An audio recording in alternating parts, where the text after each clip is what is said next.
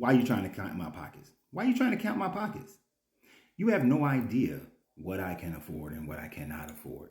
You have no idea whether or not I can afford someone to come into my house and pay them about $50 to $75 a week to clean the house, or use a Groupon, or there are other programs out there that I can use to have people come in and clean my house once a week, or even once every 2 weeks, and I just do the basic cleanup, basic maintenance after that. You have no idea whether or not I can pay for someone to do meal preps or to come in and cook, or you have no idea that I can cook for myself. And when I cook for myself, before me and my wife got together, I make a big ass pan of lasagna and I eat on that all week with a little couple of breakfast things and some fruit. I'm good. My grocery bill was like $200, $250 a month when I was single. So what are you talking about by counting my pockets? And then you have to go on this tirade. And in your tirade, you mix in a lot of the things, some of the things I said that we do marry for, and some of the things that I said that we don't necessarily have to marry for. For instance, you said that someone to encourage you to cook for them, encourage them. Yes, we do want someone who will be encouraging, but like I said, we don't need someone to cook for us. We can pay for the cooking, but the encouragement is one of the reasons why we do get married. The nurturing, that's one of the reasons why we do get married. See, you were already mad and emotional in your thought process that you weren't listening to what the video was actually talking about. So to say that, I'm crazy and co-signing on this kind of thing. Yes, do we want someone who is going to be there to care for us and live long life with us? And sure, yes, but someone to sleep with, someone to have sex with, we can get that anywhere. So it's not like you got to have, in order to have one, you got to have the other. You can have someone, you want someone who's going to be there for you as you age and be nurturing and taking care of you. But as far as sex is concerned, you can go get that anywhere. Any man, most men can get that anywhere, and any man can pay for it. So you're mixing two thought processes because you're caught up into your little anger fit here, that you might want to think about what you're saying before you start typing stuff. Because earlier you counted my pockets to tell me whether or not I could afford to have someone cook and clean and things of that nature, when you have absolutely zero idea of my finances. Because unlike most people, I don't get up and go to work. I'm retired. So therefore I get paid to wake up. But you don't know that. And I'm not saying that to be a braggart. I'm saying that because you don't know that.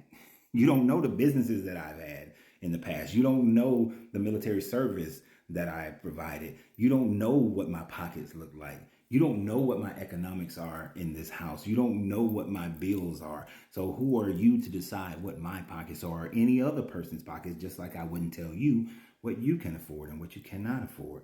But what I can tell you this is that when a man marries a woman, and even when a woman marries a man, but most of the time when a man marries a woman, he is generally going to take on more financial responsibilities than he had when he was single. And because he's taking on those financial responsibilities, it is not that he is looking for a cook and all those sorts of things, because now it actually costs more money to have a wife because you're spending more money on food. Now it costs more money to go out and travel because you're paying for another person. Now, if you got a good spouse, you guys are combining and working together to provide extra for one another. You should be in a position where it's like this person is coming in, but they're not a liability on either side, whether it's the wife or the husband. Neither one are a financial liability to the other. Now, when kids become involved or certain other things, one person may work and the other person may not. But you should do that where both of you have come to an agreement of how you're still going to enjoy your life, and you're both kicking into the lifestyle, you see. So if that's the case, and let me give you a little balance sheet on that. Let's say I was paying $75 a week for someone to come in and clean the house, but my grocery bill was $250. Well, bringing in and having a wife, now my grocery bill is more around the $500, $600 a month, but I'm not spending the $75. I shouldn't have to still spend the $7,500 to keep the house clean if she's not working, because now that $75 that I was spending per week is now coming back in the house, and it balances itself out.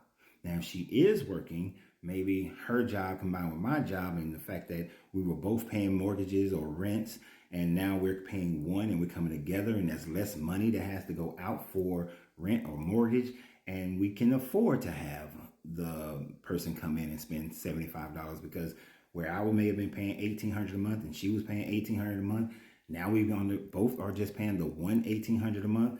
We're not spending, I wasn't spending $1,800 a month to clean the house, so now we have a surplus. So if you're working together, you can then do that. But most of the time, men are not marrying looking for what financial benefit the wife will bring into the household, especially if you're young, because if children come into the picture, and I was the kind of person where I didn't want my wife to work when we had kids, because I wanted that environment where the kids come home to someone every day.